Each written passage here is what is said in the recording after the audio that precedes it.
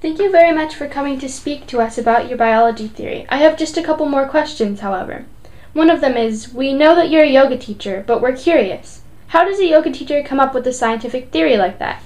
I mean, what motivates a senior Iyengar teacher to come up with a theory in biology? It's just that it's a little unusual. Yes, I guess it is a little unusual, and the thing is that yoga is about how we see life, the things that we think about. So I came across this theory of biology because I started examining and re-examining everything I knew, everything I had ever thought, everything I'd ever believed, because things had happened to me that made me question them in my own personal life. And as I started questioning them, I looked again. What makes people think the way they do? Why do I believe this particular thing? And one of the real things was that all the great scientists, they're like great artists in a way.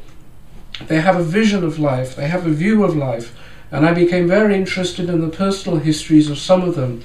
And as I started understanding why they'd come up with the ideas that they did, it intrigued me more and more, and suddenly I realized there was a different way of looking at some of the theories about energy and consciousness, and especially biology, that I had always learned. And as I looked at them more and more scientifically from that perspective, it started dawning on me that there was a way to solve some of the problems in biology I'd seen by looking at them in this different way. So really what motivated me, as with all such things, is trying to understand more about my own life. Thanks. Our next question is, we're sure you must know that yoga has come under attack recently by someone who's written a book and insisting he is using science to debunk and demystify yoga. There was also an article implying that yoga is dangerous to practice and giving some examples. Is there anything you'd like to say to us, as both a scientist and a yoga teacher, that you think might shed a little light on that controversy? Yeah, I guess you're referring to that article that was recently in the New York Times. I have read that article, but I haven't read the book because, of course, the book hasn't come out yet and I don't have a pre-edition copy. I think the best place to start is with my own teacher, my guru, who, as you said in the question, is named B.K.S. Iyengar. I think it was in 1956 he had to go to Switzerland, and he was about to give a demonstration at the World Trade Fair. And the Indian embassy had to write to the festival organizers and reassure the organizers that he would only be wearing his shorts, that he would not be breathing fire, he wouldn't be working on glass, there'd be no magic tricks. They had to give reassurances about what he would do and how he would conduct himself. That's how little people knew about yoga. And it's often said that if he were writing the book today, he would write it very differently. And that's largely because people know more about yoga out there in the community than they used to do. And I think really the issue here is the extent and the sophistication of the knowledge there is about yoga and what yoga is doing. So, for example, I do know that a couple of people have been debating the movement of the neck, how much it should go, what joints do, and so forth. Well, a neck, a limb, and so forth has always got an owner. So to try and give an example that people often understand when they do dance. When a dancer is jumping and moving about, they have ligaments and they have muscles. And lots of dancing starts putting question to the body. We jump, we land, and the ligaments have to move a very great distance and then arrest the movement of the body. And a genuine problem that many dancers have is that their ligaments, their joints are very loose compared to what they're doing, and they start injuring themselves. So they have to look to strengthen themselves. Now I remember once I had a pupil whose back and neck were hurting so much that when he bent down to pick up his daughter, he hurt himself. His range of movement did increase, but only a little. But what really changed was his consciousness and the balance that he got between the strength that he had and the movement that he had, and so on and so forth.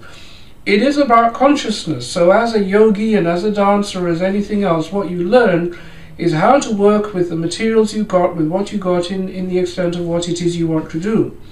So for example, I play the recorder. And playing the recorder, I've played the bass recorder, I've played the tenor recorder, I've played the descant. And when you first start, the first few times, the first few notes, you get used to the instrument you've got. Eventually, you don't think about it. You just pick notes that are appropriate and possible and that hit the edges of what you want to play. And something about you knows what you are doing. So it's much the same way. It's nothing to do with how far the neck will rotate. It's a question of, I mean, if my wife comes to me and puts her hand on my shoulder and I want to turn and look at her, I want my neck to work. I want it to move. It's not a question of how many degrees it will move by, but my consciousness is there. As I get older, I desire to do less things and more things. So the thing missing from the debate is union. The fact that yoga is about the owner of the neck as well as the neck itself. Now, when a scientist puts a question a particular way, they just think about the material world. When the yogi is posing a question, the answer always comes from, it's not the object in itself. It's a question of the relationship to the object and how the person behaves. So I can understand why a scientist would write a book in the way that they do. But those books are put into a community. And as I say, in 10 years' time, people will be responding very differently because there'll be much more knowledge, much more sophisticated knowledge about what yoga actually does, and therefore we will have a different debate from the one that we're having now. So I think that's what, that's my impression. I did have another question, but given what you just said, I think I'll finish by asking something else instead. Are you trying to tell us that yoga has just as broad or as comprehensive a worldview or an agenda as science? Are you saying that it is just as effective? Yes, I am saying that.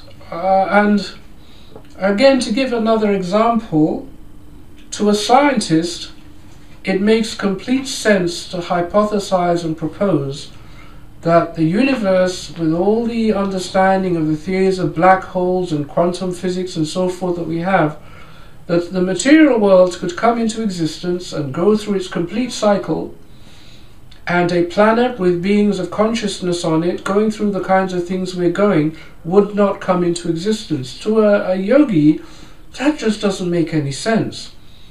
You can't have the objective without the subjective to make it objective. A universe coming into being only with material objects does not make sense, because material objects are what they are and can only exist in the way they do exist, with non-material constructs around them, with them, to make them the way they are, the things they are, and so on and so forth.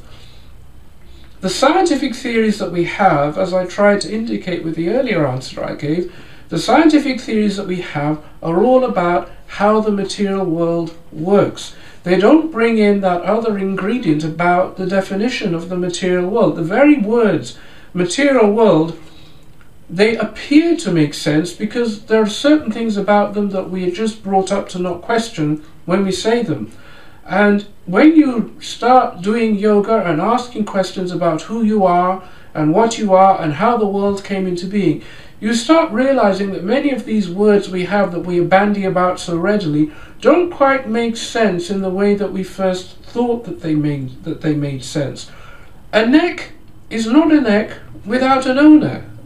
So you have to discuss the being that possesses that neck and what it is that they're doing. And in the same way, an Earth-like planet doesn't make any sense without appreciating that we are talking about the possibility for a scientific universe and material objects in the way that we know them, but we don't know material objects in the way that we know them without a knower. The only definition we can produce for a material object is from the perspective of being here, saying to ourselves, that thing over there is what it is, separate from me. And then the struggle becomes, how do I define that thing so that it's separate from me and make some kind of sense if I think of it as separate from me? Well, I can make it make some kind of sense that way, but I am working very hard to define it as something that's separate from me. And yoga basically says, why are we always trying to do that? We have to be here to say to ourselves, that's it and this is me. And both of us have to be here to do that. So yes, yoga does have a very comprehensive worldview because it tries to address a lot of these issues and a lot of these questions. So the way in which the question is posed in itself has inside it a different question. So yes, yoga very much does have a worldview that is very scientific, if we can put it that way, in what it's trying to say and what it's trying to do and the way in which it's trying to get us to look at the world. And that's all I can say really for now.